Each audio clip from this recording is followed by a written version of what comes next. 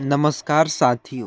आज हम जानेंगे जो कि बहुत ही नज़दीक 10 जनवरी आ रही है, लेकिन इसी दिन पुत्रदा एकादशी जो कि पड़ रहा है। पुत्रदा एकादशी के दिन तुलसी में वह एक चीज़ जो कि बांधने से क्या सच में इतना पैसा आएगा? आइए जानते हैं, पूरी सच्चाई के साथ समझते हैं। अक्सर लोग कहते हैं कि जहाँ हर घर में तुलसी का पौधा जो कि उन्हें पूजनीय माना जाता है, इस गांव में जो कि एक कहानी के माध्यम से समझेंगे पूरी सच्चाई को, जिस कहानी को अंत तक देखने के बाद ही अनुमान लगा सकते हैं। साथ आइए एक कहानी के माध्यम से समझते हैं पूरी सच्चाई, जिसे सुनने के बाद आपकी रोंगटे खड़े न हो जाए तो कहिएगा, क्योंकि यह कहानी बहुत ही विचलित है। जिस कहानी में बहुत ही विचार आपको सुनने को मिलेंगे, ऐसी कहानी रूह कांप न जाए तो कहिएगा। यह कहानी वृंदापुर नामक गांव की है, जहां हर घर में तुलसी का पौधा पूजनीय था। इस गांव में धार्मिक परंपराओं का गहरा प्रभाव था। लोग व्रत, पूजा और दान को अपने जीवन का हिस्सा मानते थे। विशेष रूप से पुत्रदा एकादशी के दिन तुलसी की पौधे जो कि उनकी पूजा का बहुत महत्व था। लेकिन इस कहानी का नायक जो कि राजन है, इस परंपरा पर विश्वास नहीं रखता। वह न केवल इन बातों जो कि रीति रिवाजों का मजाक भी उड़ाता, बल्कि उनकी अवहेलना भी करता। यही कारण है कि उसका जीवन परेशानियों और दुखों से भरा पड़ा है। राजन का मध्यम वर्गीय किसान जो था, उसका परिवार काफ़ी समय से आर्थिक तंगी से जूझ रहा था। उसके खेत जो कि सूख रहे थे, घर में हमेशा कलेश रहता था। उसका एकमात्र बेटा आर्यन गंभीर रूप से बीमार था। राजन की पत्नी सीमा धार्मिक प्रवृत्ति की थी। उसने कई बार राजन से कहा, तुम्हें पुत्रदा एकादशी का व्रत करना चाहिए और तुलसी के पौधे की पूजा भी करनी चाहिए। ऐसा करने से भगवान विष्णु प्रसन्न होंगे और तुम्हारी हर परेशानियां खत्म कर देंगे। लेकिन राजन हमेशा उनकी बातों को टाल देता और कहता, इन धार्मिक कर्मकांडों से कुछ नहीं होने वाला, मेहनत से ही हमारी समस्या का हल होगा। पुत्रदा एकादशी से कुछ दिन पहले गांव में संत पुरुषोत्तम का आगमन हुआ। संत ने कहा, सत्संग में कहा, पुत्रदा एकादशी का व्रत और तुलसी के पौधे की पूजा केवल धार्मिक अनुष्ठान नहीं है, बल्कि यह भगवान विष्णु की अनुष्ठान जो कि भगवान विष्णु की कृपा प्राप्त करने का माध्यम है। इन दिन तुलसी में इन दिन तुलसी में जो कि लाल कपड़े, जो कि लाल धागे बांधने और विशेष मंत्र जपने से आर्थिक संकट समाप्त हो जाता है और घर में खुशियाँ लौटती है। संत ने चेतावनी देते हुए कहा, जो लोग इस दिन का महत्व नहीं समझते, उनके जीवन में दरिद्रता और दुखी सदैव बनी रहती है। राजन ने संत की बातों को हंसी में उड़ा दिया।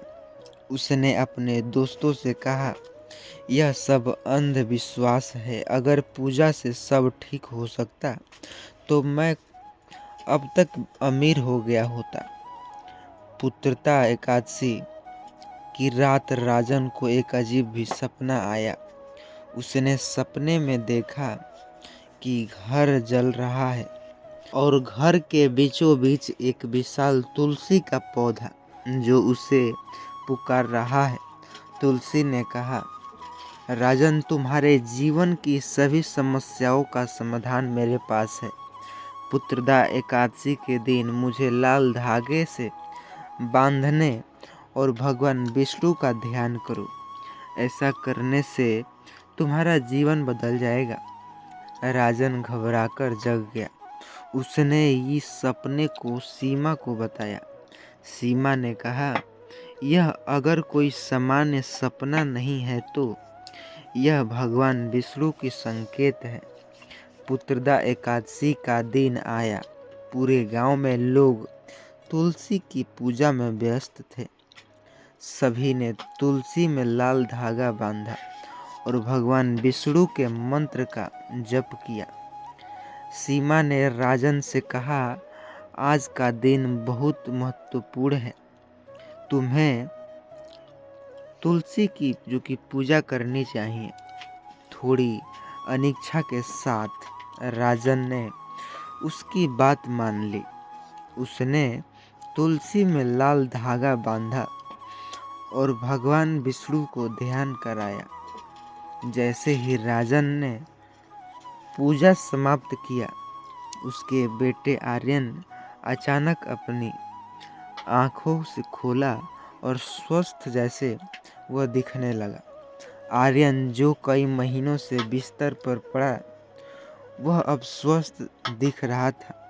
डॉक्टर जो पहले आर्यन की स्थिति से निराश थे, उसने इस चमत्कार से वह हैरान रह गया। राजन की सीमा ने इसे भगवान विष्णु की तुलसी की कृपा माना। कुछ महीनों बाद राजन के सूखे खेत अचानक बारिश के कारण फसलें लहलहाने लगी। राजन ने संत पुरुषोत्तम से यह सब पूछा, यह कैसे संभव हो सकता है? संत ने कहा, यह भगवान विष्णु की तुलसी की शक्ति है। पुत्रदा एकादशी का व्रत और तुलसी की पूजा से यह चमत्कार हुआ है। राजन को अपनी भूल का एहसास हुआ। उसने संत और सीमा से माफी मांगा और व्रत और पूजा को अपने जीवन का हिस्सा बना लिया। हर पुत्रदा एकादशी पर व्रत रखना, तुलसी में लाल धागा बांधना और गरीबों को दान देना। धीरे धीरे उसका जीवन खुशियों से भर गया। राजन ने अपने अनुभवों से सीखा कि अनुष्ठान केवल कर्मकांड नहीं बल्कि जीवन को सुधारने का साधन है। उसने गांव में तुलसी की पूजा और पुत्रदा एकादशी के व्रत का प्रचार किया। यह कहानी यह सिखाती है कि पुत्रदा एकादशी का व्रत और तुलसी की पूजा जीवन में सुख, शांति और समृद्धि लाती है। तुलसी में लाल धागा बांधने से न केवल आर्थिक संकट समाप्त होती है बल्कि पूरे परिवार में खुशियाँ और समृद्धि लौट आती है। पुत्रदा एकादशी पर तुलसी की पूजा अवश्य करें। साथ ही चैनल पर नए होंगे सब्सक्राइब करना न भूलिएगा और इस वीडियो को लोगों तक व्हाट्सएप के जरिए शेयर करना भी न भूलिएगा। आपका यह एक सपोर्ट आपके हमारे जीवन के लिए बहुत ज़रूरी है। आपके लिए और एक ख़ास बात, मकर संक्रांति बहुत नज़दीक आ रहा है, पर क्या आप जानते हैं उस दिन दान करने से क्या होता है? मकर संक्रांति के दिन दान करना। आइए कहानी की तरफ चलते हैं। यह कहानी अमृतपुर नामक एक छोटे से गांव की है। यहाँ गांव अपने मेलों और उत्सव के लिए प्रसिद्ध था। मकर संक्रांति का पर्व हर साल यहाँ बड़े धूमधाम से मनाया जाता।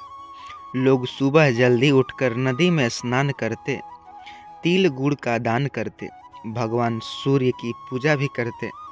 लेकिन गांव के सबसे धनी व्यक्ति विराज सिंह मकर संक्रांति के इस महत्व को नहीं समझ पाता है।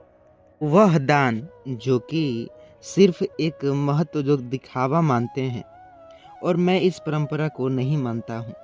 यह कहानी भयावह घटना की है। वो सच्ची घटनी घटी है विराज सिंह के साथ और उसके परिवार को ऐसा झकझोरा, यह जिंदगी बर्बाद करने की कगार पर आ गई। विराज सिंह पूरे गांव में अपने अमीरी के लिए जाना जाता था। वह एक बड़ा व्यापारी था और उसके पास अनगिनत खेत, दुकानें और संपत्ति भी थी, लेकिन वह बेहद अहंकारी भी था। गांव में मकर संक्रांति के दिन लोग गरीबों को तिल, गुड़, कपड़े और अनाज का दान करते। यही माना जाता है कि मकर संक्रांति के दिन दान का कितना महत्व है। दान किया गया दान 100 गुना पुण्य देता है। लेकिन विराज ने हमेशा इस परंपराओं का मजाक उड़ाया। उसने अपने नौकरों से कहा, यह दान धर्म सब कुछ बेकार की बातें हैं। गरीबों को दान करना देखकर मेरा कुछ भला नहीं होने वाला है उन सभी को। मकर संक्रांति से एक दिन पहले गांव में एक सिद्ध संत आए, जो कि निरंकारी, जो कि सत्संग कराया करते थे, जो कि जिन्हें महात्मा के नाम से जानते हैं। उनकी नाम स्वामी आनंद जी था। गांव के लोग उनके प्रवचन में शामिल हुए। स्वामी जी ने कहा, मकर संक्रांति के दिन केवल उत्सुक नहीं बल्कि दान, पुण्य और ये पर्व का त्योहार है, पुण्य का पर्व है। यह दिन सूर्य का आभार व्यक्त करने का अवसर है। इस दिन किया गया दान केवल पापों का नाश नहीं करता बल्कि जीवन को सुख, शांति और समृद्धि देता है। स्वामी जी, जो कि महात्मा जी ने आगे चेतावनी दी, जो व्यक्ति इन दिन दान नहीं करता वह अपने जीवन में सुख शांति को खो देता है। उनका दिन जो कि घर दरिद्रता और दुखों से भर जाता है। विराज ने इसने सोचा, मुझे किसी के दान की जरूरत नहीं। मेरे पास इतना धन है कि मुझे किसी देवता को कृपा की आवश्यकता भी नहीं।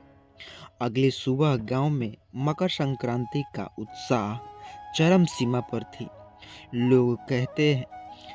लोग तिल, गुड़ और अनाज लेकर मंदिर और गरीबों में बांटने के लिए जाते। हर घर में पूजा और भजन की गूंज रहती। लेकिन विराज ने इन दिन को सामान्य दिन की तरह भी बिताया। उसने अपने नौकरों को दावत का आयोजन किया, अनेक पकवान बनाए, शराब पिए, मांस मछली, जो कि मांस परोसने की तैयारी शुरू की। मकर संक्रांति की सुबह विराज के खेतों में कुछ अजीब घटना होने लगी।